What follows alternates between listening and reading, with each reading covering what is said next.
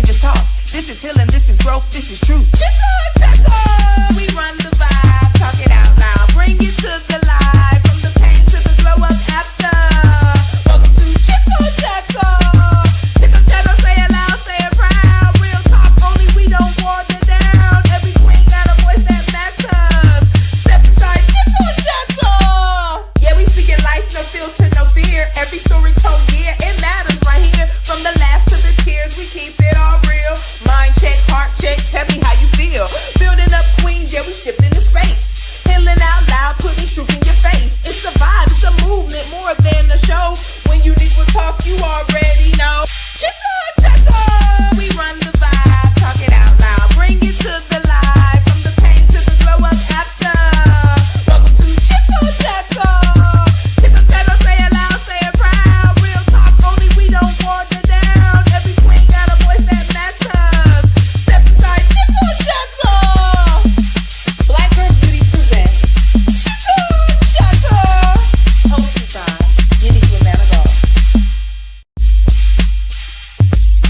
You know what time it is. It's Chitter Chatter time. It's Chitter Chatter time. This ain't just talk. This is healing. This is growth. This is truth. This ain't just talk. This is healing. This is growth. This is truth. Chitter Chatter. We run the vibe. Talk it out loud. Bring it to the light. From the pain to the glow up after. Welcome to Chitter Chatter. Chitter Chatter, say it loud, say it proud. Real talk, only we don't water down. Every queen got a voice that matters. Step inside Chitter Chatter. Yeah, we speaking life, no filter, no fear. Every story told, yeah, it matters right here. From the laughs to the tears, we keep it all real. Mind check, heart check, tell me how you feel. Building up queens, yeah, we shift into space. Healing out loud, putting truth in your face. It's a vibe, it's a movement, more than a show. When Uniquia talk, you already know. Chitter Chatter, we run the vibe, talk it out loud, bring it to the light, from the pain to the glow up after. Welcome to Chitter Chatter.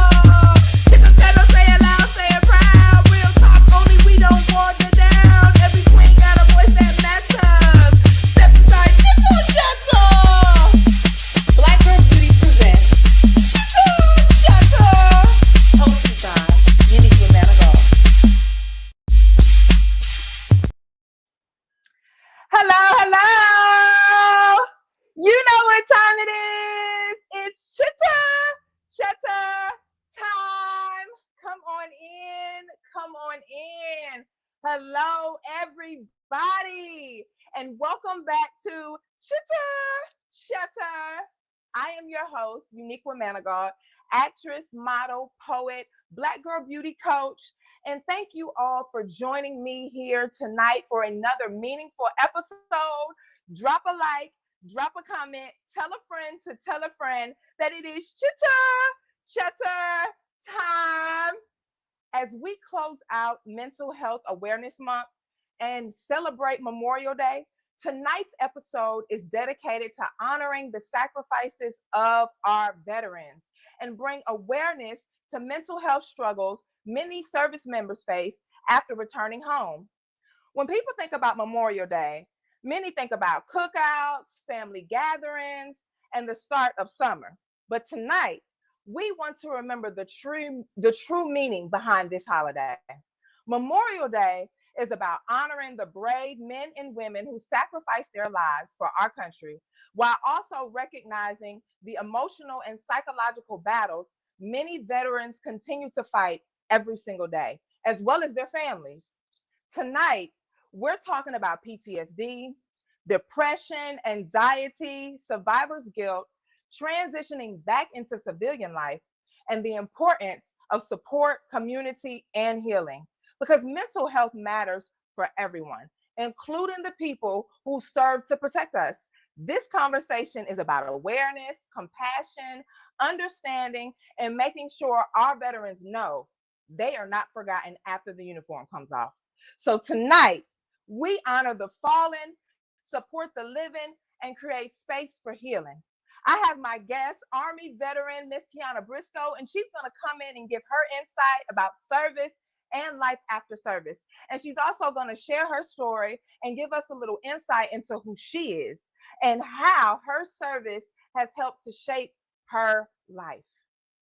This is going to be a great episode of Chitter Chatter. This is Black Girl Beauty. So make sure that you stay tuned. But you know what we got to do first. You know what we got to do before we get too deep. We gonna mix our drink. So what are we having tonight, ladies and gentlemen? These are our ingredients. You didn't see nothing. Peach schnapps, still on the jack. This is actually the same bottle from last week for anybody who was wondering, and didn't even tap into it. They ain't even bent it yet. Lemon juice. Got my mixers. And I'm gonna go ahead and let it be known, ladies and gentlemen, this is my last time using this one. I need to go ahead and bring out the big shaker. If you're just now tuning in, ladies and gentlemen, it is Chitter Chatter. We are here with another episode. Tonight's episode, Behind the Brave. Can't believe I didn't say that. Behind the Brave, ladies and gentlemen. And this is an episode that's going to be speaking to one of our guests about life of service and life after. And I'm still mixing my drink. I'm still pulling the ingredients out. We got to have the ice. Let me go ahead and shake it. You know what? I need to start bringing me a spoon in here because my ice always clink together. And then when I'm trying to pour it, it gets all combobulated. Tonight, ladies and gentlemen, I am making a Jack Daniel's peach highball. And this is my first time actually working with club soda. I've never had it. Always wanted to try it. Next week, I think I might try tonic water because I never had that either. But you know, I've seen it and heard about it. Let me go ahead and get my towel ready because I don't want to spill nothing on me. This is a good soup. You know what I'm saying? Just pull this out. You see, kill the purple. Got the, you know, can't be spilling all over. I ain't even wore this yet. The world ain't sink my girl yet. Measuring cup. So what we're gonna do is we're gonna go ahead and we're gonna start with 4 ounces of the Jack. If you Google this recipe, it say 1.5, but we doing 4. Okay, because this is where the blame the measuring cup. It started at 4. It don't do 1, 2, 3. Excuse it. That we're gonna do that 4 ounces, and then we do 2 ounces of the peach schnapps. This is really my first time making a drink with this too. So you know what? Let me taste this first because it sounds like it should be good, but you just never know.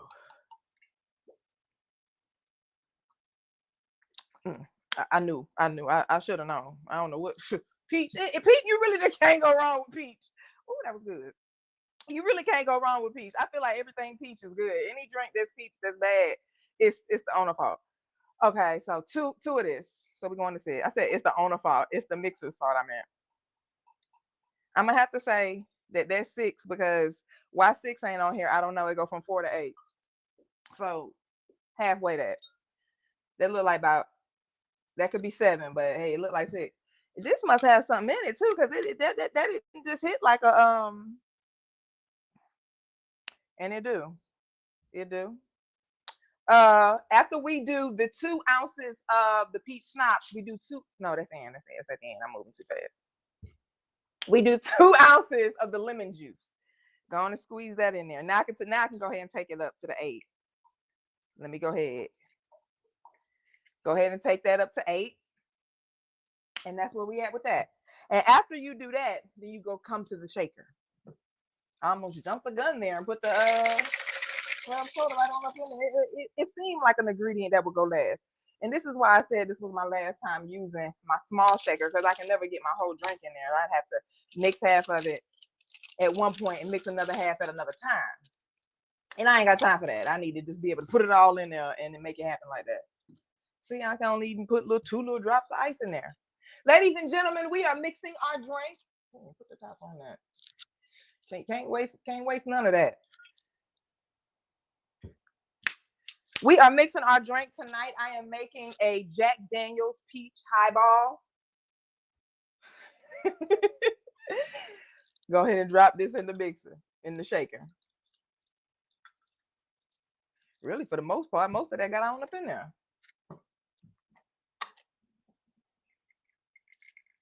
Make sure that's on there.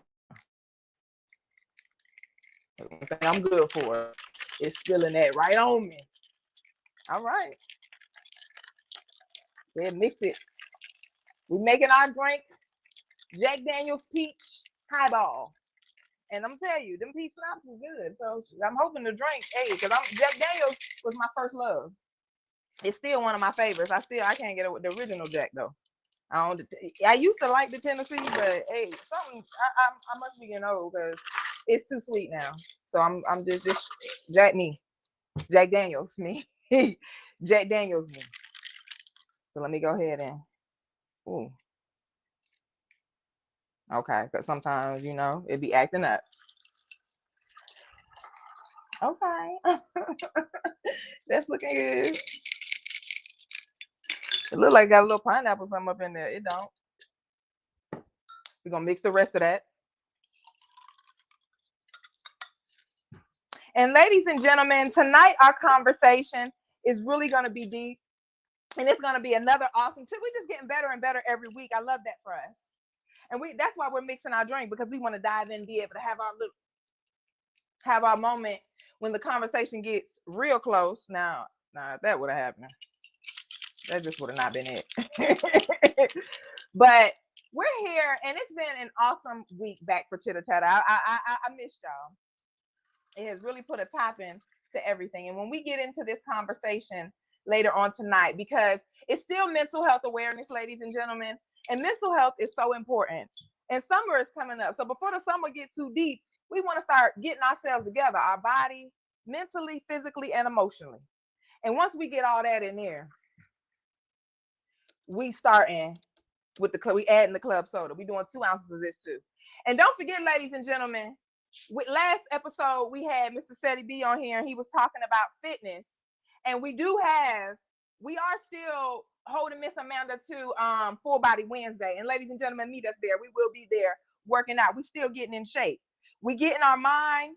Okay, hold on, wait, because I don't want to do too many ounces of this. 2 ounces. We getting our mind, body, and spirit in order. And tonight we're speaking to the veterans, because they don't get enough attention sometimes. And there are so many veterans that put their lives on the line for us and are struggling day to day.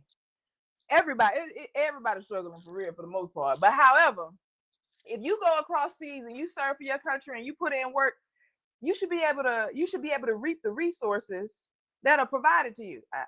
Okay, 2 ounces of the club soda. I feel like I want to mix that. But it's just say top it. So we're gonna go with that. Let me taste that, ladies and gentlemen, and we're gonna toast on in.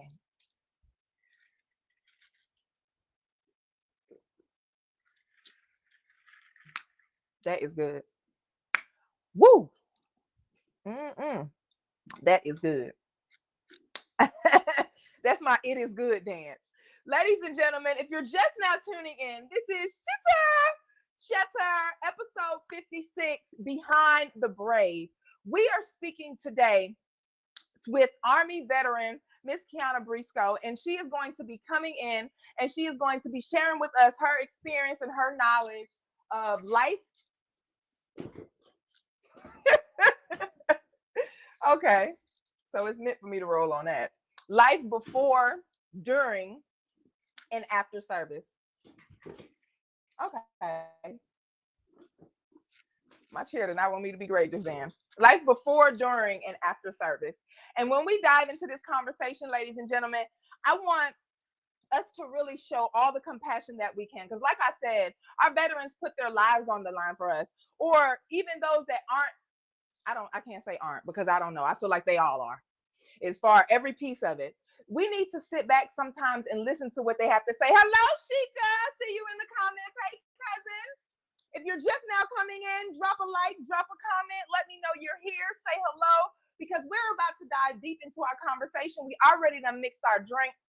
And before we get started too deep, ladies and gentlemen, I want to share with you a poem, just because sometimes one of the things that really gets us in life is the fact that we expect everything to be fair. We think that everything is supposed to meet our needs exactly the way we want it. We got to get out of that, because that's what's holding a lot of us back. We feel like we aren't ready. We feel like we have so much going on. Things aren't right for us. I see this person doing that. I see this person doing this. Sometimes in life, ladies and gentlemen, you just have to move. You have to get going because things won't always be the way you want them to be. Fairy tale life.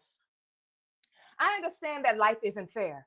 Most of us couldn't handle fair if we had a chance to live a fair life in a fairy tale type of world. Live a fair life all your life, but don't really understand a fair life. If so, you know it could never be right. You must watch all the bridges you burn. Karma is real and those tables do turn. And popularity won't save your life when tragedy starts to occur. And I understand life isn't fair. Most of us couldn't handle fair if we had a chance to live a fair life in a fairy tale type of world. Live a fair life all your life, but don't really understand a fair life. If so, you know it could never be right. Popularity could never be fair. Even in fairy tales, you can tell that popularity doesn't always treat us well. Popularity gives you fame on any level you desire, but be advised because perfection is required. Because fans are quick to switch. They love you until you make a mistake, especially if your pride is high and it took a lot for you to break. They'll crucify you because you don't want to be them and love the skin you're in. Admiration for me could also come from me, and it shouldn't bother you if and when. We all have different paths, different stories, different lessons we need to learn. Some had to learn to survive way before their time. Understand that life isn't fair. Most of us couldn't handle fair if we had a chance to live a fair life in a fairy tale type of world. Live a fair life all your life, but don't really understand a fair life. If so, you know it could never be right because there's really no such thing as fair. We all have a different version of fair, regardless to how you may feel. We can agree to disagree, but understand that doesn't mean that I'm agreeing with you for real. I believe you believe whatever it is you believe, although I don't believe that to be real. But I understand life isn't fair. Most of us couldn't handle fair. If we had a chance to live a fair life in a fairy tale type of world, live a fair life all your life, but don't really understand a fair life. If so, you know it can never be right, truth be told. Ladies and gentlemen, and that is from Living in Truth, Volume 1. That is one of my favorite poems one of my favorite poems from that book. That's my very first book. If you have not gotten your copy, jump into it. That is Fairy Tale Life. It's one of my favorite poems because we don't really understand that sometimes life is actually perfectly fair just for you. We get so caught up in what's happening to us mentally, what's happening to us emotionally, financially, that we forget that everything that we wish for, everything that we wanted is happening right before us. That's why you got to heal mentally. You got to heal physically. You got to heal emotionally. We're tapping into all of these. Chitter Chatter has been hitting all these points all month. And now we're about to tap in more to our mental because it's very important. We're trying to understand everybody. So many of us are married to military veterans. So many of us have a military veteran in our family. We need to know how to communicate with them so that we can come together and communicate and build these families back up. It's Memorial Day weekend. How many cookouts did you see? It was raining down here. It was raining down here. I will give a few of my people a pass because it wasn't just raining. It was coming on down. However, there are so many problems with us not getting together. We got to start doing that. This is why we're tapping into it. We want to see what you think. We want to see what you feel because we got to get the family back in the field. We ain't had a good family outing on these Memorial Days in a long time. So now I'm going to go ahead and bring in our guest. I want to go ahead and get you guys ready. Give a warm welcome to Miss Keiyana. Hello, hello, Hi, hello. How are you doing? I'm good. How are you? I am awesome. Thank you so much for being here tonight and joining us here to be a part of this episode. Go ahead and tell Absolutely. everyone who you are and what you do and My where name you're is from. We want to know what city you're coming from. my name is Keiyana Briscoe. I'm coming to you from Fredericksburg, Virginia, right now. I'm originally from Harrisburg, Pennsylvania, Okay. um, PA. And I am retired. I'm recently retired from the Army. I did close to 22 years in the Army, and so I just retired. It hasn't even been a month. I just retired. Okay. My official Congratulations on your retirement date. retirement. Yes, yes. My official retirement date was the 30th of April. last month, and so I am newly retired from the Army. Oh my God. And how does that feel? You know, I had already told you congratulations, but I want to say it again on live. But congratulations again. I'm so proud of you. How does it feel to be retired? Thank you so much. It feels amazing. It feels like a weight was lifted off my shoulders. I feel free to really do just whatever I want to do. Really spend time with my family, spend time with my children, to be present with my children and to be present for my husband and with my husband. And that is so beautiful. And sometimes those are things that most of us that are in these situations take for granted, just being able to spend time and having that availability. Hmm. And that brings me to the topic because, like I had mentioned in the introduction, it's Mental Health Awareness Month. Why do you think that it's important to discuss veterans and this topic behind the brave, coming home and transitioning in life before and after? Why do you think it's important for us to discuss this during Mental Health Awareness Month? Well, one thing I would say is because there's so many people that look at mental health as a stigma, and they feel Mm. like if they talk about mental health, then they feel like they're weak minded or they're Let's not take a strong. sip to that. Hmm.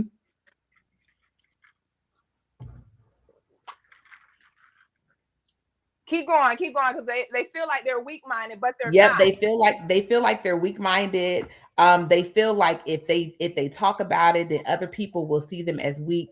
They feel like they can't complete the mission by going to get help, and then Mm, by them not going to get the help that they need, they end up in a situation where they end up spiraling out of control mm. instead of getting the help that they need to get. And have you seen that particular circumstance occur? Like some of your friends were spiraling out of control because they were keeping their emotions on the inside. I have, I have. And how did that affect you or maybe them based off of what you were seeing? It affected them because it ended up affecting, ultimately it affected their careers, but it Mm, affected them as a person, because they pretty much things that they could have gotten help with. You know, mm, one thing that the military does is whenever you go to the doctors, they do an assessment at the beginning of your appointment. Do you feel safe at home?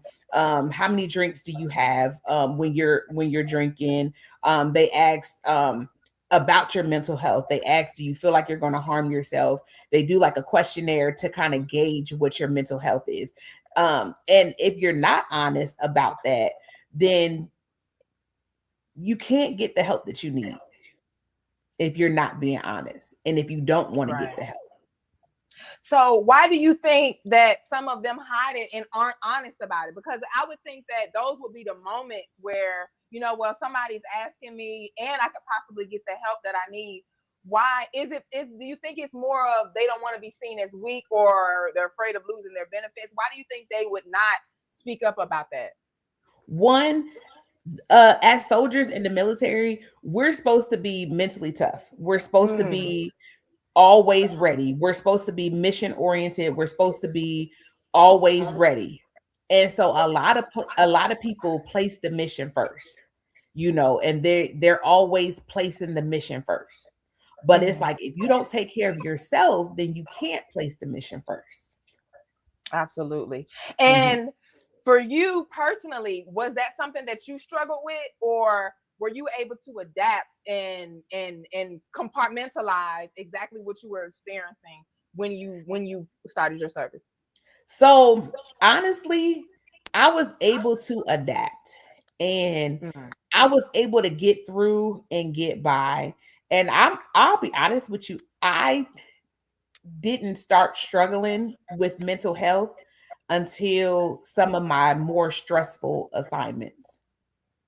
Um, And when that happened, do you think it was kind of like what you were saying about holding it in? Like, did it just everything come full circle, like everything piled up on top and it was the last straw, or did it come out of nowhere?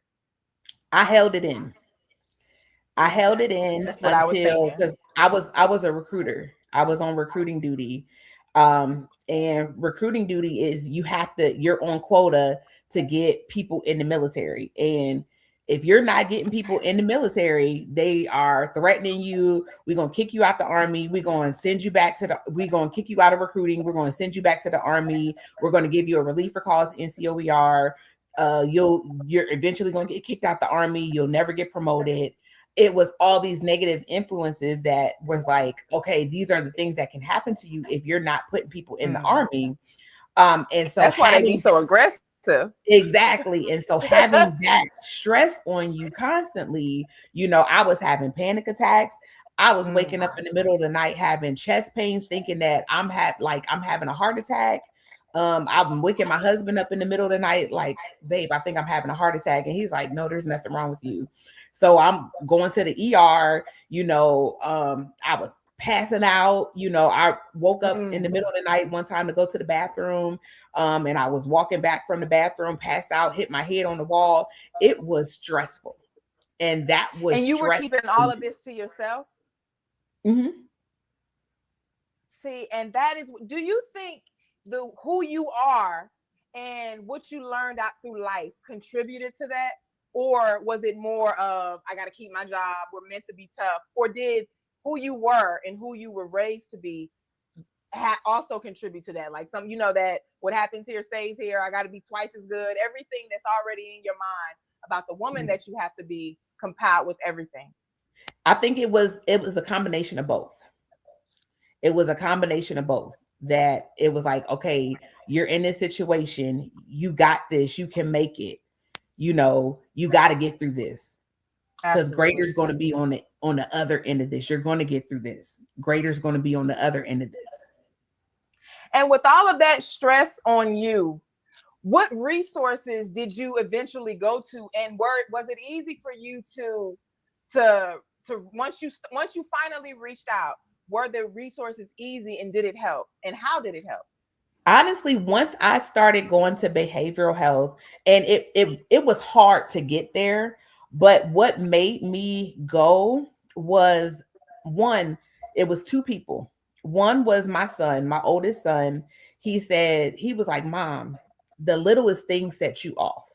Like the littlest things will just make you go off. And then my mom, she was watching me and she was like, you just be going off for no reason at all. She was like, just calm down.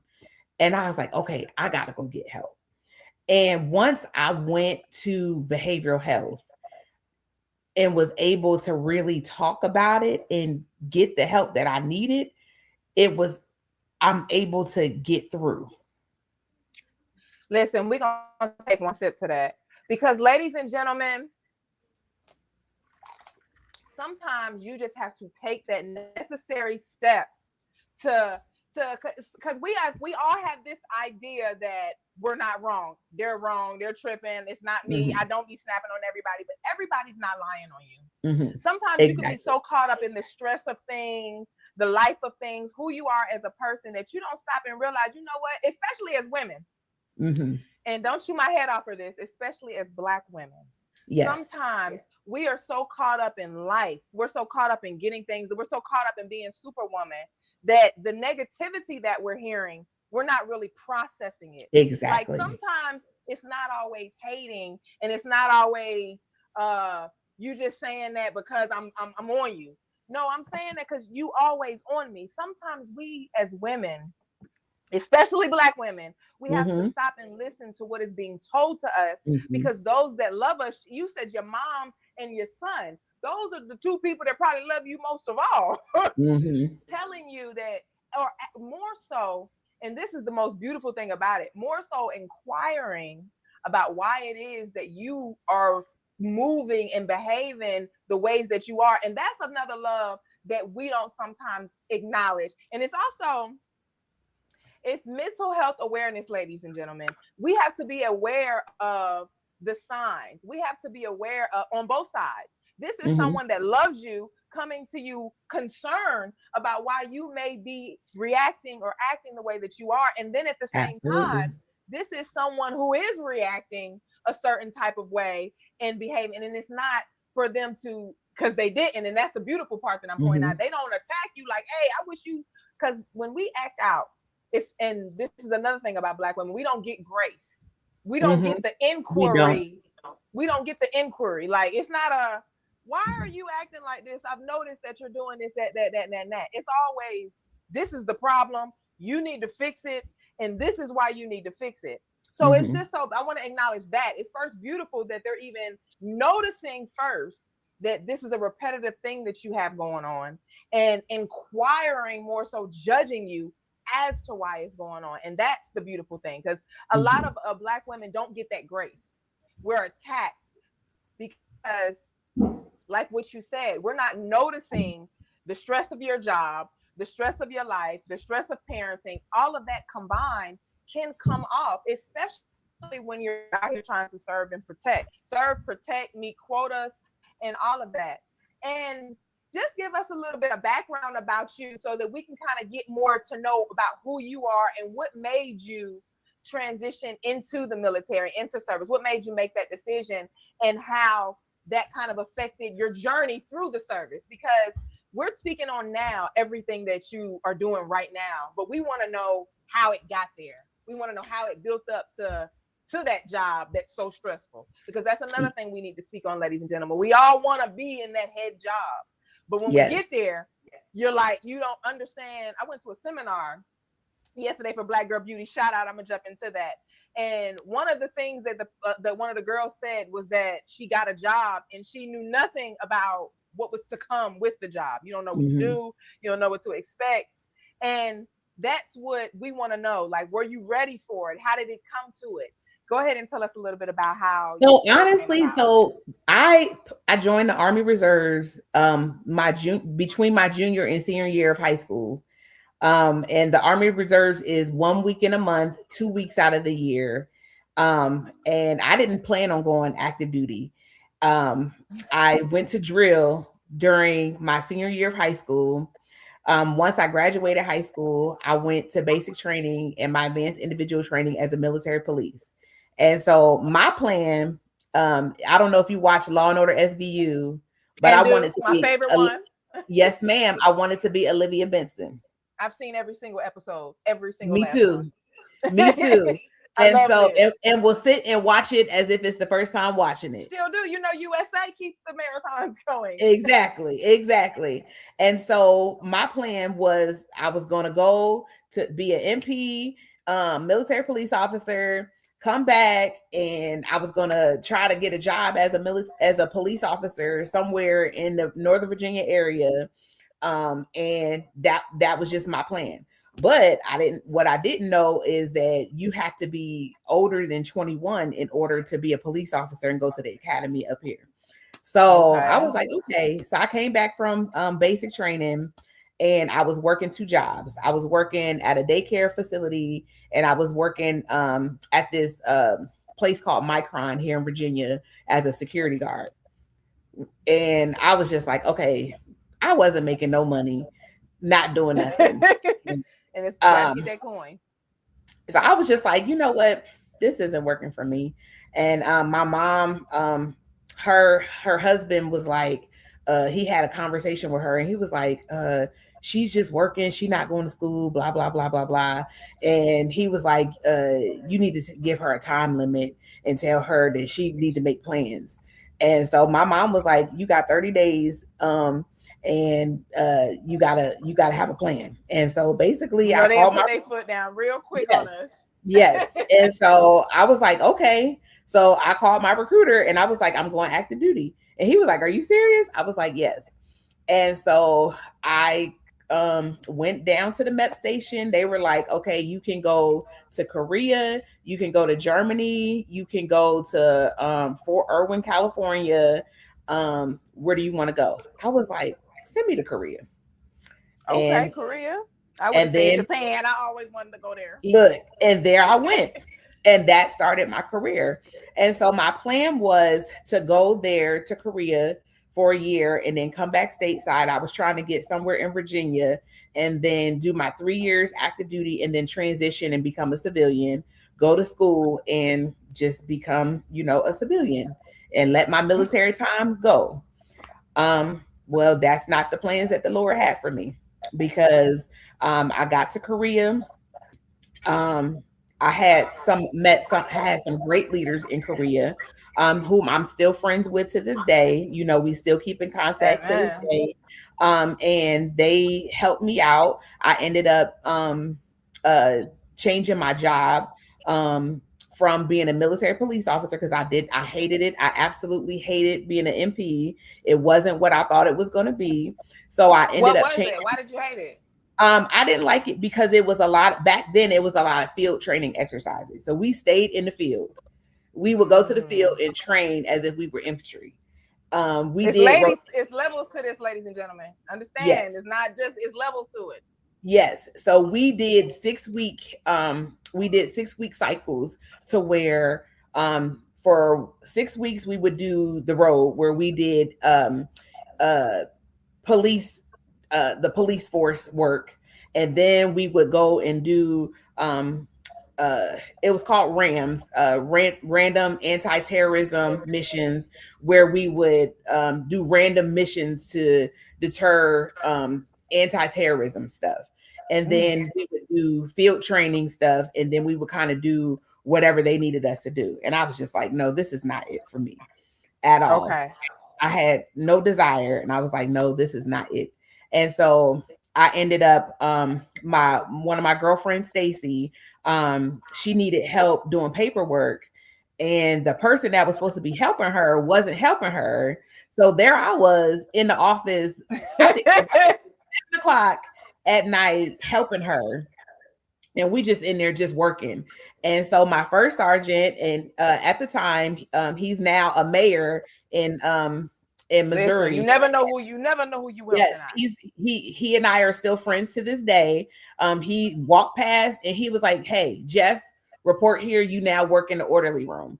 And so he came in and he was like, "You work here, report here tomorrow. This is your new job."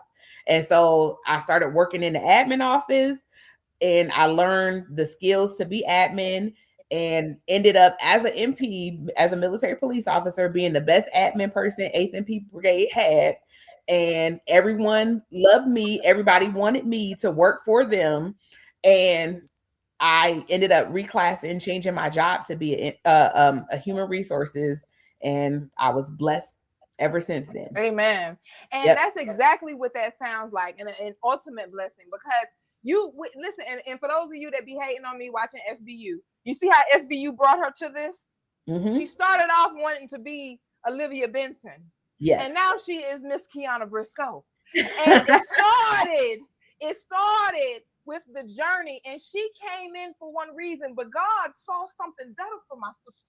The Yes. Lord took her and not only, and I hope y'all heard the story unfold. Not only did He place her where she needed to be placed, because that's one thing that I was thinking. Sometimes we be so caught up in doing, and because this is so heavy in our community, that ain't my job. We be so caught up in not doing what's not our job that we can miss our blessings. See, had you not helped your friend out that night, had you let her do that on her own, they would not have Exactly. seen the skill that you had. They would not, and Exactly. and he didn't even ask no questions. You never know who's watching you, ladies and gentlemen. It's Mental Health Awareness Month. We want to be able to, for you, because sometimes, and this is the second time we've seen it. Sometimes you don't see what you're doing. You don't see what you have inside. Your boss was looking at you the same way that everyone else was, and he saw something, and he didn't even have to say it to you. He just came in the next day and promoted you. And Mm-hmm. sometimes that's how God moves. Sometimes that's how life moves. You have to be prepared for what's coming, and you have to be ready to move. And Mm-hmm. when you heal and you get outside yourself, then these things will flow. We'd be so concerned about what could, should, would happen. Like I was telling you in that poem, life is not going to always be fair. It's not going to always be right. But if you just move forward, she wanted to be Olivia Benson, but the Keiyana was somebody different than Liv. So we had to Exactly. see who Key was going to develop into. And not only did you develop into your own, you advance. Like you come in and you're advancing the entire way. That's a Mm-hmm. sign that you're in the right place, that you're doing the right Exactly. thing, that you are in your purpose, because you'll continue to elevate and you'll continue to grow. If you're just now tuning in, ladies and gentlemen, this is Chitter Chatter, episode 56 Behind the Brave. I'm sitting down with U.S. Army veteran Miss Keiyana Briscoe, and we are talking about life during, after, and before. We already jumped into the before, during, after service. Because sometimes, ladies and gentlemen, we don't really sit down and ask our veterans or speak to them. And it's Memorial Day was Monday, but it's not just one day. It's something that happens every, because these people don't put their lives on the line for us for one day. They get celebrated one day. It's almost like Mother's Day. Not like Mother's Day, because everybody got a mama. Everybody not Memorial, but everybody got a mama. But it's just like that. We need to celebrate them year round, not once a year. And we're here on Thursday, so we have made a week of it, ladies and gentlemen. And when we start tapping into, when we start applying everything that we know to get better to Mental Health Awareness Month and keeping a track of what we're doing, we get better, we grow. And that's what we want to do, ladies and gentlemen. We want to continuously get better as a community and as a people, because like I mentioned earlier, we need those cookouts back. The summer is coming up. The kids done graduated, and Memorial Day weekend is the weekend where everybody starts sending their kids off. That's why we tapping into mental health, because you get to breathe a little bit. Miss Keiyana was speaking about how sometimes when you have everything going on, you have your life, you have work, you have expectations, it can get overwhelming and you don't even realize what you're doing. You don't even realize what you're saying, especially when you have a job like those that are in the military servicing for us. Ladies and gentlemen, we are speaking about it tonight. And we're going to be right back after this commercial break. Don't go anywhere. This is Chitter Chatter. I am your host, Uniquia Manigault. We'll be right back. You know what time it is. It's Chitter Chatter time. It's Chitter Chatter time. This ain't just talk. This is healing. This is growth. This is truth. This ain't just talk. This is healing. This is growth. This is truth. Chitter Chatter. We run the vibe. Talk it out loud. Bring it to the light. From the pain to the glow up after. Welcome to Chitter Chatter. Chitter Chatter. Say it loud. Say it proud. Real talk. Only we don't water down. Every queen got a voice that matters. Step inside Chitter Chatter. Yeah, we speaking life. No filter. No fear. Every story told. Yeah, it matters right here. From the laughs to the tears. We keep it all real. Mind check, heart check, tell me how you feel. Building up queens, yeah, we shifting the space. Healing out loud, putting truth in your face. It's a vibe, it's a movement, more than a show. When Uniquia talk, you already know. Chitter Chatter, we run the vibe, talk it out loud, bring it to the light. From the pain to the glow up after. Welcome to Chitter Chatter. Chitter Chatter, say it loud, say it proud. Real talk, only we don't water down. Every queen got a voice that matters. Step inside Chitter Chatter. Black Girl Beauty presents Chitter Chatter. Hosted by Uniquia Manigault. You know what time it is. It's Chitter Chatter time. It's Chitter Chatter time. This ain't just talk. This is healing. This is growth. This is truth. This ain't just talk. This is healing. This is growth. This is truth. Chitter Chatter. We run the vibe. Talk it out loud. Bring it to the light. From the pain to the glow up after. Welcome to Chitter Chatter. Hello, hello. We are back. We are back, ladies and gentlemen. This is Chitter Chatter. I am your host, Uniquia Manigault, and we are here with another powerful episode Behind the Brave, ladies and gentlemen. It's still Mental Health Awareness Month, and we are speaking about Behind the Brave, getting a connection with military veterans just to see what really goes on and what they're really thinking so that we can tap into the mental health and heal. Ladies and gentlemen, we have Miss Keiyana Briscoe here with us tonight, U.S. Army veteran, and she is here sharing with us her story, her insights, and her opinions on the topic. Miss Keiyana, I want to go ahead and ask you, why do you think that mental health isn't really encouraged to seek? Because that's one of the biggest issues that a lot of military veterans have, like PTSD. what is it that you really think about when you think about PTSD? Because we don't really, a lot of us don't understand what it is. We don't really know how to deal with it, and a lot of us judge it. So why do you think that is why do you think that is? So post-traumatic stress disorder is different for everybody. It's different for everybody. So some of the things that I experience, um, anxiety. It's hard for me to be in large crowds. Um, and one of the things, if I go someplace, if I'm not with my husband, I have to sit facing the door so that I can see what's coming, who's coming in, what's going on around me. And a lot of veterans, a lot of military people are the same way. You know, we're Yes. always on alert. We're always watching to see what's going on, to see who's around us. And it's just situational awareness. You know, we're Right. taught that. That's something that we're taught. But um, another thing, you know, being in crowds, just being in situations, loud noises, you know. Another thing that I struggle with is I have severe sleep insomnia, so it's hard for me to sleep at night, you know. um, Mm, but so many people, they have different, they face different things with their right. PTSD. And the two situations that you mentioned, when like the situational awareness and the hard time sleeping, a lot of us have experienced that or dealt with that when it comes to dealing with a family member, friend, or loved one that has that. And Hmm. so many times and oftentimes that you guys are judged for that. Like Hmm. you see it as, because you know it and you know you're trained for that Hmm. situational awareness. You see that and you know that, but a Hmm. lot of people, not only do they judge people for that, they use it against you guys. Like if Yeah. the situation goes left, and sometimes they're wrong, to be like, yeah, this is how they were acting and this is what they were doing.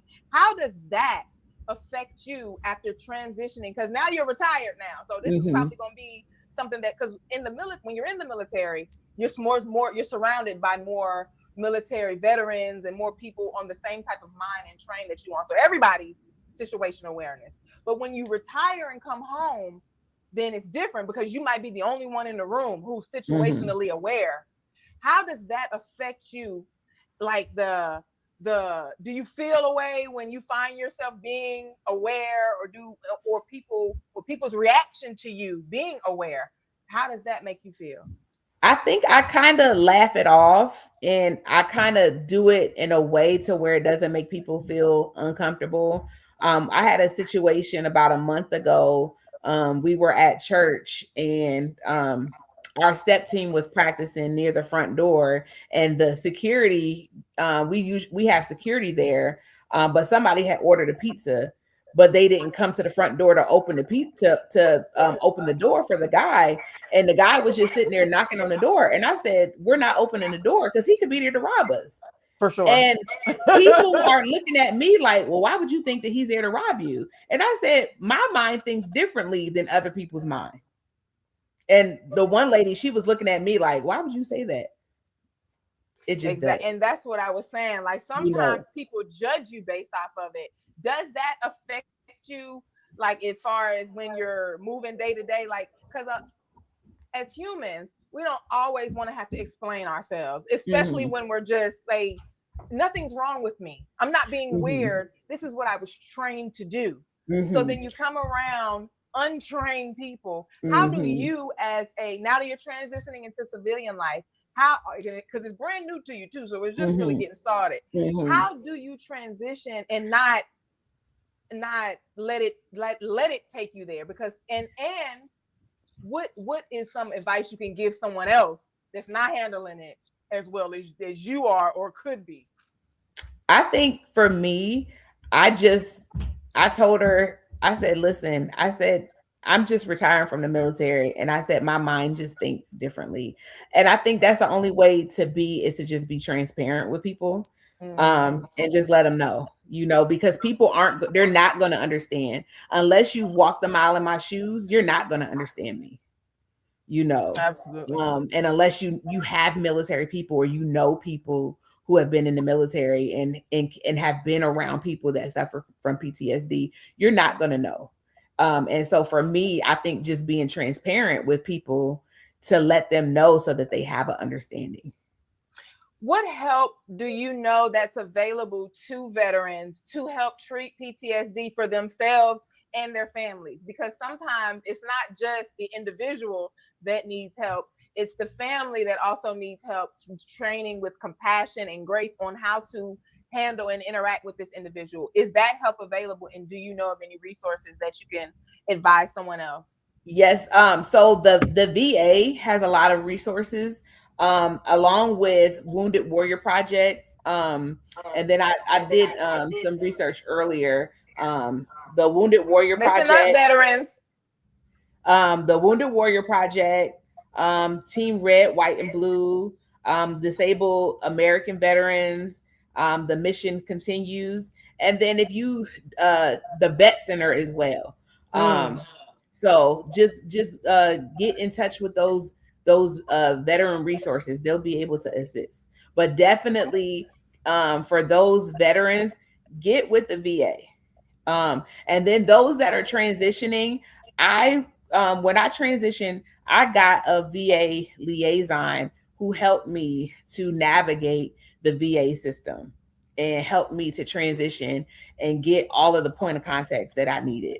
Because if you don't, you're not going to know who to contact. You're not going to Absolutely. know how to get all of the different services that they have available. And there's so many different services that are available. Ladies and gentlemen, listen, to not know is to hold yourself back. You Mm-hmm. have to know what resources are available to you, especially when you're dealing with your health. You have to have compassion and show understanding with dealing with our veterans, ladies and gentlemen. It's still Memorial Day, and we're still celebrating this Mental Health Awareness Month. And we are tapping into the conversation because we're trying to bring our families back together. We want to see these cookouts. We want to see our veterans coming in from overseas and celebrating with their family. How does it feel when you come home as a veteran, or when you were coming home to walk into a room and you not only is like your husband or your kids there, but your whole family is there when you come home to visit? Because like sometimes you may not be able to come home every day or every week. It's Mm-hmm. months, or for some people it's years. You want to see your entire family when you come home. How does that Yep. feel? It feels amazing. And it feels amazing. And I know recently our family got together, and there were people that I hadn't seen since in over 20 years, and it Absolutely. just felt good to hug them and Mm. give them a big old hug. And I'm a relational person, so I try to stay in touch with people, through social media, and just to say, hey, how are you doing? How's your kids doing? And just looking at the kids and saying, wow, I remember when we were kids, and now Right. we have children of our own. So it feels amazing, to especially, although I don't live at home, like in Pennsylvania anymore, Mhm. but neither does, a lot of the family members Yeah, that, a lot of us don't. you know, and so, but it feels good to see family. I love my family. I love my family. I love to see my family. And I thrive. And then for me, because being away for so long, I miss Mhm. so many weddings. I miss so many, funerals. I miss so many birthdays. I miss so many family gatherings, family reunions that I wasn't able to be at. And so I just think it's a blessing to now be able to be where be home when I'm able to. And ladies and gentlemen, this is what Memorial Day is about. It's about celebrating and honoring them. When they come home, when we gather on Memorial Day, this is a moment for them to come back and see their family and be around loved ones, and for us all. Sometimes we don't understand how showing up and doing your part to put things together is a benefit to everybody. They need to Mhm. see us. We need to see them. We need to see each other. Family members need to see each other that ain't seen each other in years, and you don't know what can come. We're so Mhm. busy and so focused on not speaking to each other and not growing. We're not healing. We're not there for each other. We're not showing each other the things that we need. Ladies and gentlemen, this is Chitter, and we are speaking about behind the brave because it is so necessary. Miss Keiyana, can you tell us what is one of the biggest challenges that you had while during service? There's a couple of them, but one of the biggest challenges that I'll say is height and weight. Um, and I Height say and that weight. as a black woman in the military, height and weight. Okay. So for the military, you have to we have height and weight standards, where they have a chart, and based off of your height, what your weight should be. And they have been trying to get this changed for years because it's an outdated chart, it's outdated information. Right. So when I first joined the army, um, I was 119 pounds. And my body type, whenever I exercise, I gain muscle. So when I went to basic training, all the rigorous training that we did, I went from being 119 to being about 138 um of muscle. And Okay. so um when I went to my first duty station, um took my first PT test, they were like, they made me get on the scale, and they were like, you failed height and weight. And I was like, what does that mean? And they were like, you're overweight. Mind you, I'm wearing a size 1, 2, I was just thinking that. skinny. So I'm like, what do you mean I'm overweight? And at that time I didn't understand it. And so they made me get on the scale so that they can check my weight. And I think I was like 130, I was like 139. My screening table weight was 137. So I was 2 pounds over. So what they did was they took a tape measure, they measured my wrist, they measured my neck, they measured My my goodness. waist, and then they measured my hips, and they were like, okay, you're good. And I was like, but I'm still confused. Why are you saying that I'm overweight? Well, Yeah. you're over by 2 pounds, so you're overweight according to the army standard. Okay, that doesn't make sense. So as I got, had children, of course I gained weight and everything like that. So my entire military career, I was overweight. They increased it. So my screening table weight from the time I was probably 20, 21-ish was And that's 154. young to be so Yes. concerned about that. Hmm. So Like for, how did that work? Because like me personally, I never had that particular struggle, but I know so many that have, and I've seen the effects that it's had on them. Because a lot of people, especially in today's time, it's a quick change. We didn't really grow up in a exactly, time where it was a quick change, so you had to really work through it. How did that exactly. weigh on your? Because that being one of the biggest challenges, how did you deal with that? In Oh it's man. especially still having to, because this is on the journey through Hmm. your service journey. Like you weren't yet where you are now. So how did that weigh on you mentally as you went through your service journey? That has been a struggle throughout my entire career. That has been one of the biggest struggles of my entire career, especially with, I have 3 children. Mm-hmm. So, and the older that you get, the harder it is to lose weight, especially That's what they 2 of my tell me. children I had after age 30. So the harder you have, it's harder to lose weight. So it's been a big struggle for me, going on big diets and, Mm, pretty much not eating stuff. And, it messed with me mentally because the army wants me to be this mm. weight. I have to be this weight. I gotta go on these diets. I gotta take weight loss medication because I gotta pass tape. I gotta pass tape. But it's not just me. This is across the board. And that's what I was going to ask you. Many people struggle with height and weight. Many And people so struggle with height and weight. what resources are available for those that do? Like, Or do they put you guys on a more rigorous exercise plan, like So outside of the the diet? unit that they have, they'll put you on the overweight program. They'll put you on an overweight program. A lot of people will go to weight loss doctors to get prescribed medication to lose weight.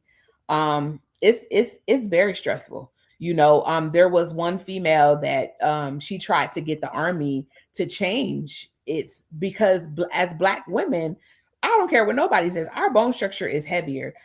There was one girl that she was fluffy. She was bigger than I was, and she stepped on that scale, and baby girl was 135 pounds, and I said, "Ain't no way." I said, "Ain't no way." And here I am. I'm over here struggling. I'm over here and trying exercising, hard to working lose out, it too. smaller than her, and I step on the scale, and I'm 160. Well, you know what? I have that struggle too. I'm 179. No, you're not. Yes, I am. I can step on the scale. Listen, see, I'm telling you, look how you not looking at me. But I'm tall. I am tall. I get that a lot. But when in with the resources that were available to you during that time, is it encouraged? Because while, like I say all the time, there are often so many times when we're, especially as Black women, when we're going through the struggles and we're dealing with the things that we're dealing with, and we're dealing with all the stress, the problem is always highlighted, but the solutions are not always even given Mm-mm. or highlighted. Are Mm-mm. you encouraged, while you're being encouraged to take these rigorous diets, these rigorous plans, all of these things that they're telling you to do to lose the weight, are you encouraged to tap into your mental, like to seek therapy while you're doing this, or talk to somebody, or No. even And that address was it that because was you'll keep it in? nope. I kept it in. And when I talked to my behavioral health therapist and really expressed to her, the stress that body dysmorphia is real. Right. It's real, and it's not just me that's going through it. And I was like, the army's got to change this. But even now, it's a struggle. They're trying to get better with it by saying, well, if you score a certain amount on the PT test, then you don't Mm-hmm. have to get taped. So they're trying to make some adjustments, but not And everybody is gonna, pass the right. And not score. everybody's even going to be willing to do it because of the Mhm. stigma of how they're seen when they do it. And hold on ladies and gentlemen, of the stigma of how they're seen when they do decide to come in. Hold on 1 second, ladies. When they do decide to start taking the time to address their mental health, they're often shunned, and it's really not encouraged for them to do so. No one wants to be seen as weak. That's why we're having this discussion, ladies and gentlemen, because you do need to know what's available. You do need to know that you're not alone. You do need to know that there is help available for you when you're dealing with these conversations, ladies and gentlemen. If you're just now tuning in, this is Chitter, and this is episode 56, and we are speaking about behind the brave. So many of our veterans suffer in silence, ladies and gentlemen.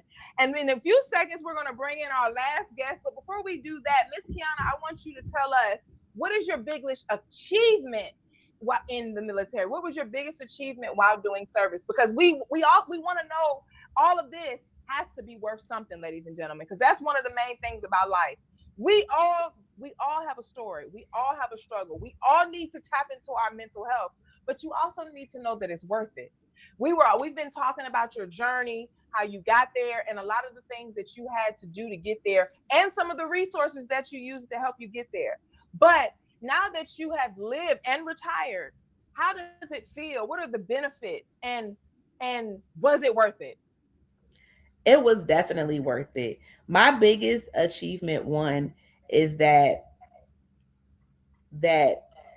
one, making the rank of master sergeant. And I say What that exactly is that?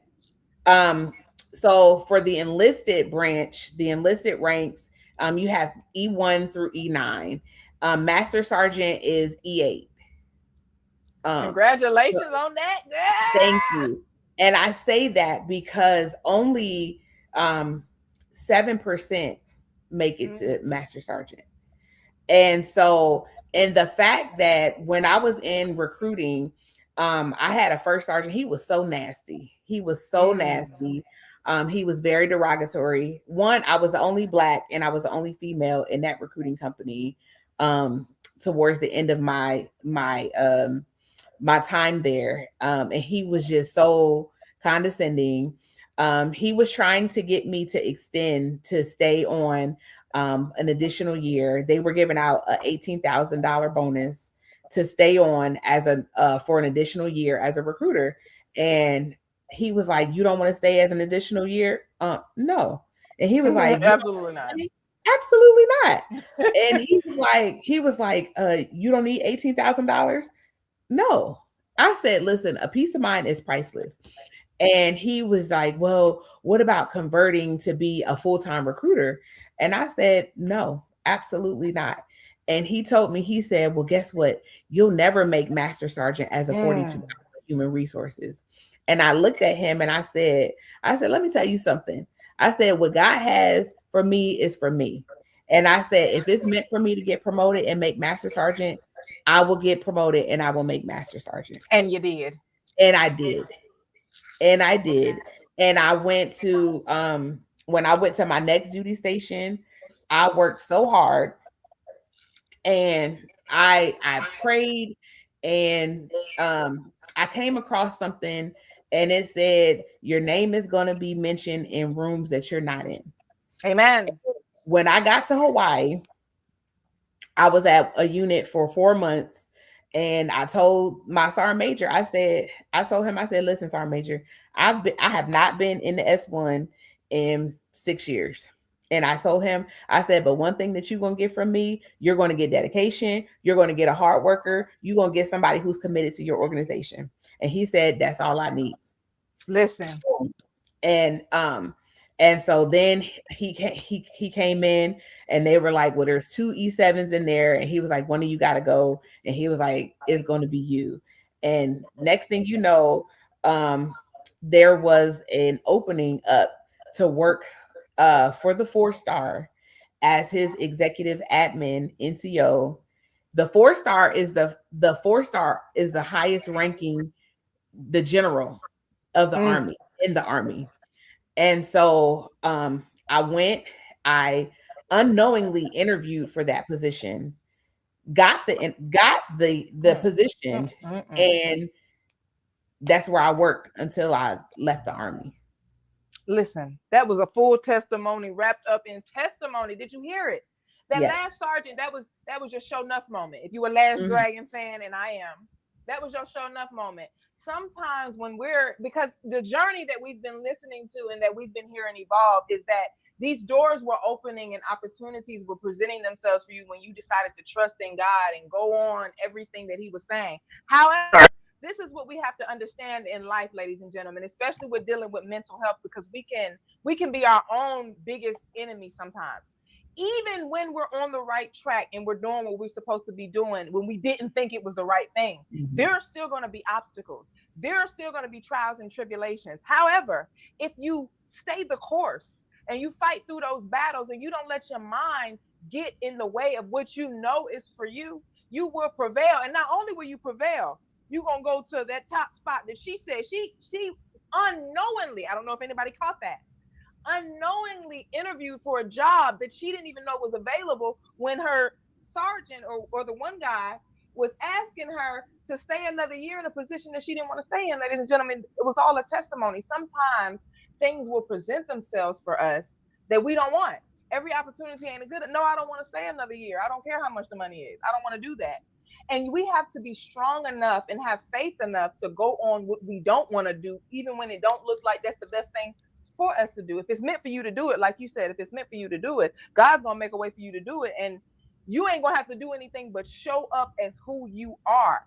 That was the show enough moment I was trying to tell you, because you said the man also told you you wasn't never gonna make it to where you wanted to make it, and not only did you proceeded that. That's what show enough was trying to get Leroy to tell him that he was the master. And it wasn't until Leroy picked his head up out that water and saw that, no, I I am. And then he grabbed his fist. We all seen that.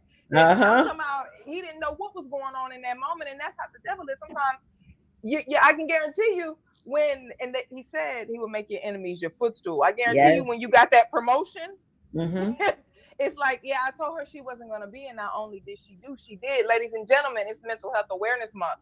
You got to understand that it will be worth it in the end, even when it's tough, even when it's hard, even when it looks like this person is going to block my way. When a boulder comes up, like, I got this far, and then now I got to deal with you. And like you were telling early in your journey, everybody loves you. Everybody wanted you to be on their team, and now here you got this one guy, one step before I get where I want to get. I got this one, and he gonna be the opposite of what everyone else is gonna be. Sometimes that's your test. Mm-hmm. Everybody is not gonna be who everyone else has been. Everybody else liked you, but he don't. He might not even really dislike you, but he's in a position to promote you. And some people are haters. Let's go ahead and say that some people are haters, but some people just don't like to see other people being better than them. He might have wanted that job and might have Mm-hmm. thought that if you went ahead and did something that he wouldn't have got it and you would, and it still end up happening. You never know why something is standing in your way. You never know what's going to be standing in your way, but you have to be prepared to be so faithful in who you are and what you're doing that you can move past it. That's why we're tapping into mental health awareness, ladies and gentlemen. You got to be able to move past it. Our veterans need to have the grace to be able to do that as well. Because when you're dealing with the civilian life, you're also dealing with your military life. You're also dealing with work life. You also they dealing with all that stuff we dealing with on top of maybe dealing with PTSD, maybe dealing with a job that's telling you if you don't get these people into the army, which we always listen, we all always wondered why they be so tough when they trying to recruit. It's a joke. It's like a running joke. But now we see they're being pressured. This is Mm-hmm. why we tap into it. And ladies and gentlemen, I'm going to go ahead and take a moment to introduce one of my favorite people in the world. Let's go ahead and get ourselves ready for Miss Amanda Manigault. Come on in. Hello, beautiful. How are you? Hello, hello. Hello, hello. Can you guys hear me? Yes, ma'am, we can. It's so good to Hello, have you on hello, us and on hello, Chitter hello, Miss Chatter. Beautiful. How are you? Listen, I just heard your wonderful story, and it took me back to when I remember when you was younger, when you were younger, and I would see you with Miss Betty, and I would just see you at whether it was at a church service or wherever it was, and I always saw your spirit before I saw you because your spirit always led the way for you. So I can only imagine that when you were in the military and the devil tried to come and kill, steal, and destroy, Mm. that your spirit led the way and the Holy Spirit took over no matter what the situation was. So as I was listening to you, I thought about this scripture here in Proverbs 18 and 16. It says, a man's gift makes room for him and brings him before great men. And it just makes me think about what the verse Right really on. means is that when you nurture and develop the talents and abilities God has placed inside you, He will elevate you. He will open Amen. doors and create opportunities to put you in places of influence or rooms that you might never have imagined on your own. And so what I would say about that to those who are listening tonight is that no matter how dark the room gets, no matter who is on your side or who's not on your side, no matter how even depressed you may get or unsure you may be, no matter what the circumstances are, I believe in my heart what she really did is she let God go before her and Amen. she let She did. God speak for her. And God let her light shine on the right people in the right places. And He opened up these doors that other people who might not have wanted her to walk into or may not have even seen it ever to come into existence, they had no control over that because the Mm. higher person, the master had already set it aside just for you. Amen. And so I just want to say thank you for that story that you shared, and thank you for that experience. And I know you know that we're going to be calling you about this youth empowerment now that you are retired, because there's so Absolutely. many that need to know that about the possibilities, whether it's being in the military or whether it's surviving the military. Whatever it is, they Absolutely. need to hear from you. Even though you are retired from the military, a new assignment has just been, developed in you now. Because Absolutely. now And Miss there are Pamela so is in many. the audience. Miss Bennett,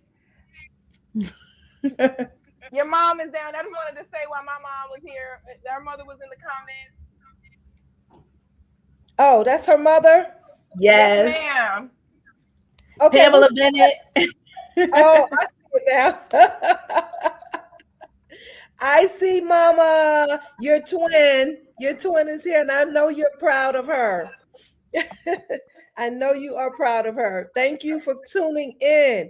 And yes, it's always good for me when I see people that are younger than me, and I remember when they were, younger or kids, and I see how they have developed and how they've grown, and they have their own families and their spouses and all of these wonderful things. That's what this is really about. That's empowerment. That's seeing God's work manifested. Amen. That is what I live for. I live for these stories, and I'm hoping to see your book. I'm hoping to see more of your story. I'm hoping to see you on a speaking platform, because, like I said, retiring from the military is just that, retiring from the military. But there's so much more work to be done out here in this big old world we're living in.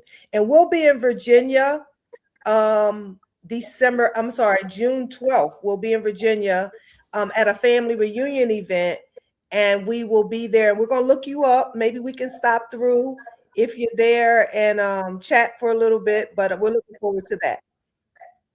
Okay. Yep. Miss Amanda, Uniqua, also before you jump to another topic, I wanted you to go ahead and speak to our audience about this event that we have coming up. well, I first wanted to share about, okay, let me do this.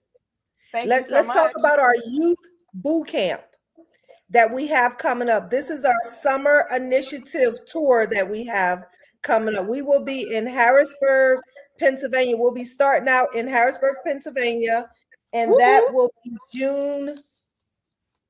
What is that? That's June 15th through the 19th. We're going to leave Harrisburg and we're going to head to Columbia, South Carolina. We'll be there June 22nd through the 26th. We will be in Chattanooga, Tennessee, July 6th through the 10th. And then we'll be in Atlanta, Georgia, July 13th through the 17th. This is our Youth Boot Camp Summer Initiative Tour. This is an intro into beauty and the arts. So if you have young adults from the ages of 12 through 17, I believe it is. I'm sorry, it might be 10 through 17. Ages 10 through 17. If you have your young kids and you want them, it is a week-long tour, and we will be in those cities and states there this Tap summer. in. So this summer. So we are looking forward to that. We're excited about that. Another thing that we have going on. So the information will be, you can go to manigaultministries.org. That's manigaultministries.org. Click on Youth Academy, and then you go to our summer initiative and you will be able to find that. And then we have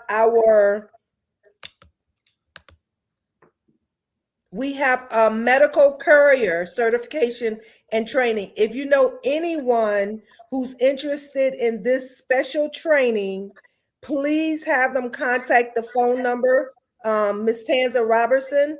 Her We will phone be number. hosting this event, ladies We and will gentlemen. We will be hosting this event in Atlanta on August 1st. I know there are some people out there that may be unemployed or maybe looking to switch trades or careers. This is a skill that you want to learn, and you can make lots of money doing it.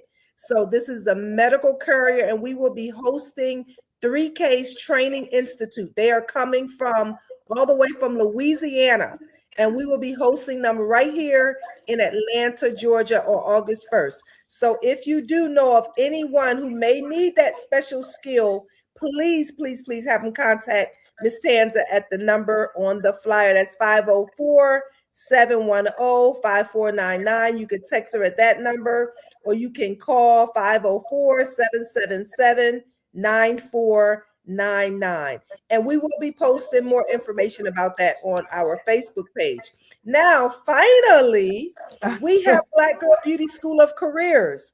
You guys know we offer cosmetology programs, hair designs, barber, manicuring, esthetician, natural hairstyling, braiding, and instructors depending on your state. So you can go to our website at bgbschoolofcareers.com and check out those programs that we have there. And so those are the three things that I just wanted to mention tonight. Uniquia, I just wanted to stop in and make sure that I said hello to Miss Keiyana, and of course to give her congratulations on her retirement. And I'm sorry I got in a little bit late, but I had a very, very busy day today. But I just wanted to make sure I did stop in and do that. So ladies and gentlemen, we just love Miss Amanda. We love how she likes to slide on in and then quickly slide out, talk about how she gonna make sure she tell us how busy she was and how quickly she got to get out of here, ladies and gentlemen. She always got to throw that in here. She can't just exit like a regular person. But I do have one more thing. Yeah, make sure that you tune in on Monday nights at 8 o'clock. Absolutely. p.m. for the Amanda Manigault show. Let me tell you, we got some hot topics going on. If you are in the beauty industry, or even thinking about getting in the beauty industry, whether it's through ownership, whether it's through, salon suites, whatever it is, I want you to tune into my show on Monday nights. We talk about things that matter in our industry that are not normally discussed. So basically, that is what our show is about. We will be talking about apprenticeships, how every salon, every barbershop, every spa, every braid shop should have an apprentice. I'm going to talk about the benefits of having an apprentice in your salon, and how it can change your entire atmosphere. That is all I have tonight, you guys. You have a wonderful the Amanda Manigault show. That's right. The Amanda Manigault. We got some new things for you Monday night. It was a plum pleasure, Keiyana. Listen, stop trying to slide out all quick like that. Miss Amanda. It has been a plum pleasing pleasure. Thank you so much, Miss Amanda. She be trying to disregard everything that I have going on. And before we finish up, Miss Keiyana, I have a few more questions for you. Because it's mental health awareness, ladies and gentlemen. So if you're just now tuning in, we are speaking about Behind the Braid. It is an episode where we dive into some of the needs and things that our veterans are experiencing, going through during and after service. Memorial Day is just a day for some of us, but like I said, it should be something that we celebrate year round. Miss Keiyana, when Memorial Day comes around, does it have an impact on you, or do you know people that it's had an impact on? And is it positive or negative? Like sometimes, for most of us, it's just a holiday, but some people they start having memories of their time in service. They get sad because they're no longer in service, or sad because they're in service and can't come home. Does Memorial Day have an impact on the veterans that you know? So it does, because you have so many veterans that have lost battle buddies in battle, in combat. And then, for people who have lost loved ones, they think about that. My dad, he passed away 2 years ago. And so we went, his city that Sorry to he hear that. lived in, they did, thank you, they honored their hometown heroes. So we went on Monday to look at the flag that they had flying up in the city. They kind of posted up the hometown heroes. But you have so many veterans that they think about the people who passed away in combat. So that it's kind of a hard day for them. And that's something that we don't often think about, because like I said, so some of us it's just a holiday, or it's just like a, oh, thank you for your service. But we don't really think about what the day could actually, what kind of impact the day could actually have on those that did serve. What is something, see, and one thing that you were speaking about is how your family has always been there for you when you're going through your struggle. What is something that you would say to a veteran that is alone? Because like you said, some of them have lost their loved ones. Some of them never had loved ones. So after coming from service and now you're here and it's Memorial Day and you're alone, what is something or advice that you would give to those particular veterans? Find a community, my community. I'm blessed and fortunate to have my sister and my brother. They're my neighbors, and my nephews next I can't do door, it, but you. and that's my, that's my community, but also my church family is my community. And so everywhere I go, I always find a community so that I don't feel alone. And so because because community is sometimes hard to build, because and all of us are different, especially if you're a veteran. A lot of them are dealing with all of the things that we mentioned tonight. For those that don't know, aren't willing, and are unable to build that community, what are some resources that you would say would be available to them in these moments? I would say definitely Wounded Warrior Project. They have support groups. They've got an app. I got the app downloaded. They do trips. They do virtual gatherings. They do support peer groups for women, for men. They do coffee get-togethers. They do trips.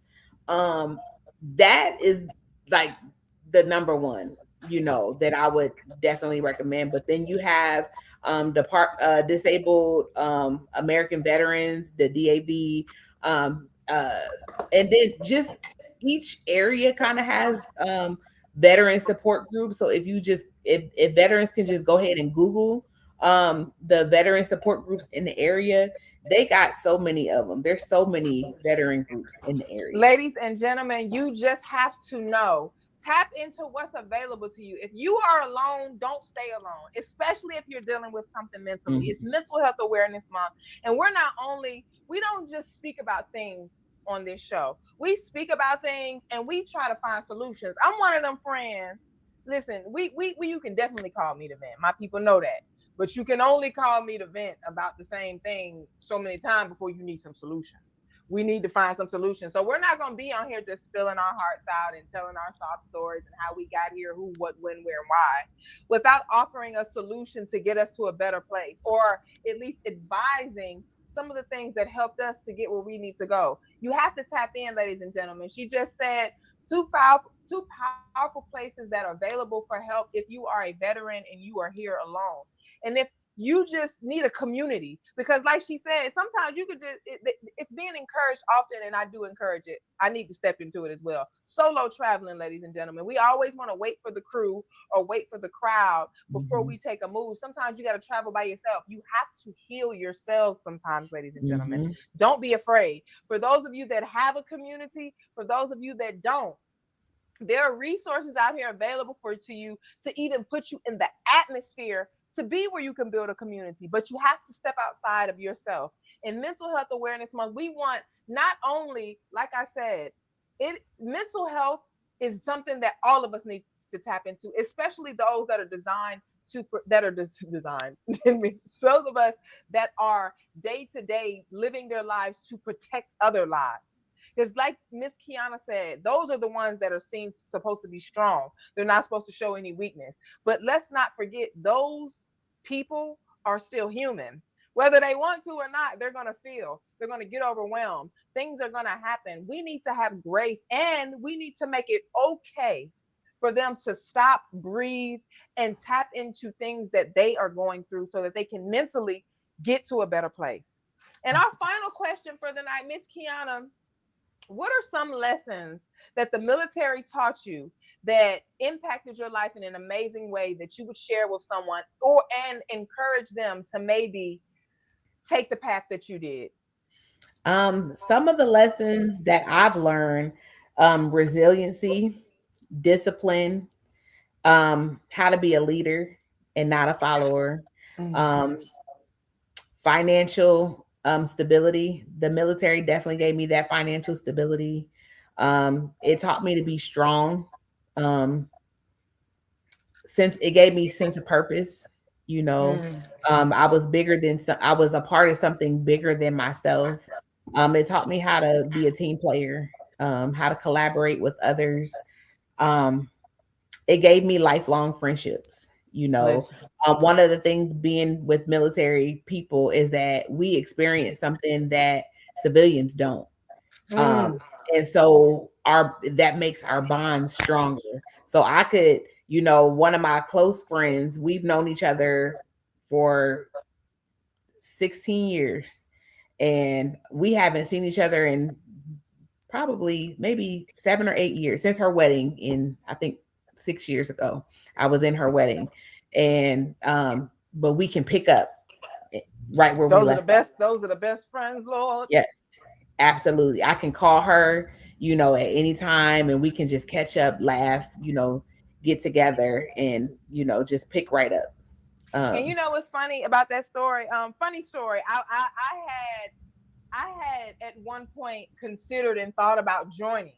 I took the test. I went in there and signed up. I literally took the test, but I have my bachelor's degree, so I was told that I could be in a certain ranking. But when I took the test, I was like 1 point under the ranking that I need, so I didn't join. And I was thinking about dyeing my hair and all of that. But a lot of the main reasons why I even was considering was for the same things that you taught. And Mm-hmm. for the same things that you said was some of the lessons that you learned. That was one of the, because I do need to get better working with people. I'm very lone. I'm very lonesome. I do need to Mm-hmm. get better with discipline. And I literally have I was like, if I join, they gonna teach me this, because I have lived majority. I have lived my entire life. I ain't even gonna say majority. I have lived my life pretty much doing what I wanted to do, because life afforded me to be able to do that. You know, I don't have Uh-huh. any children. I don't have anybody that's depending on me. So I've always been able to really focus on me. And so I was thinking in my mind that I'm gonna join the military, teach me some discipline, teach me to not really teach me to, you know, be. I don't want to say not on me, because I'm not really stuck on myself, but I do want to be more disciplined as far as working out, and it Mm-hmm. forces you to do those type of things. It forces you to understand rank and authority. And I'm not saying I have a problem with authority. I don't want anyone to think that's what I'm saying at all. I like to make my own rules, and for the most part my life has afforded me to be able to do that. But what I like to encourage all women, especially myself, you have to understand that life don't care how you were raised and how life afforded you along the way. It's Exactly. like I was just telling you, you're gonna meet show enough. You're gonna meet show enough. And you got to understand that if you're not willing to understand who you are and what position that you need to be in, you're not going to understand that you're the master. It's going to take Exactly. you're going to be opening fortune cookies without a fortune. You're Exactly. going to be, you're going to be looking for a master that does not exist. Listen, Exactly. if you seen The Last Dragon, then you know this was all the things Leroy was doing for the whole movie before he found out Exactly. he was the master. These are the things that you do.